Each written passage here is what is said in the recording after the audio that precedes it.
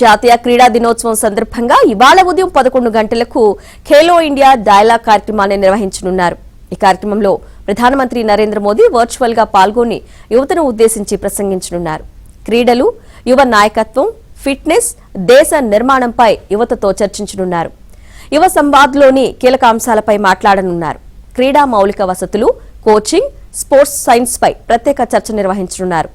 దేశవ్యాప్తంగా ప్రతి జిల్లాలోని 2 కళాశాలల్లో ఈ కార్యక్రమాన్ని నిర్వహించేందుకు రంగం సిద్ధం చేశారు.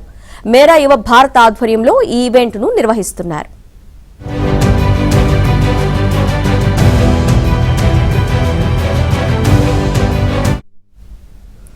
యువ నాయకత్వం, స్వచ్ఛంద సేవలను ప్రోత్సహించడం వంటి వాటిపై మోదీ ప్రసంగం ఉండనుంది.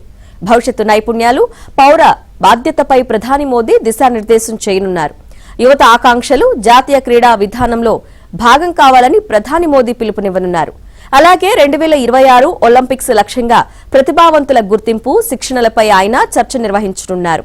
ప్రధాని మోదీ నషాముక్త్ యువ ఉద్యమంపై యువతతో ప్రత్యేకంగా సంభాషించనున్నారు.